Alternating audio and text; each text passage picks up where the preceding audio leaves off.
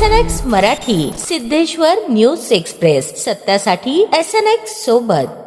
शिवसेना मुख्य नेते आणि राज्याचे उपमुख्यमंत्री एकनाथ शिंदे यांनी राज्यसभेसाठी उमेदवारी जाहीर केल्यानंतर प्राध्यापक डॉक्टर ज्योती वाघमारे यांनी आपल्या कुटुंबियांसह भेट देऊन कृतज्ञता व्यक्त केली। यावेळी वाघमारे कुटुंबाने उपमुख्यमंत्र्यांचे मनापासून आभार मानले।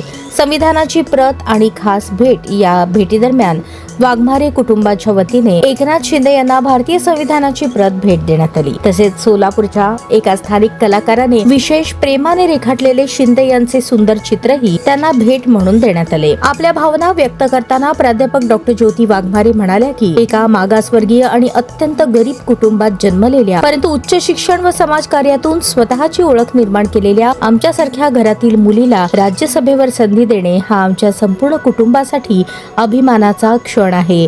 साहेबांनी दाखवलेला हा विश्वास आमच्यासाठी केवळ सन्मान नाही तर आयुष्यभर जपण्यासारखी जबाबदारी आहे। महाराष्ट्रातील तमाम लाडक्या बहिणींच्या लाडक्या भावाला भेटून आम्ही संपूर्ण कुटुंब भावूक झालो होतो।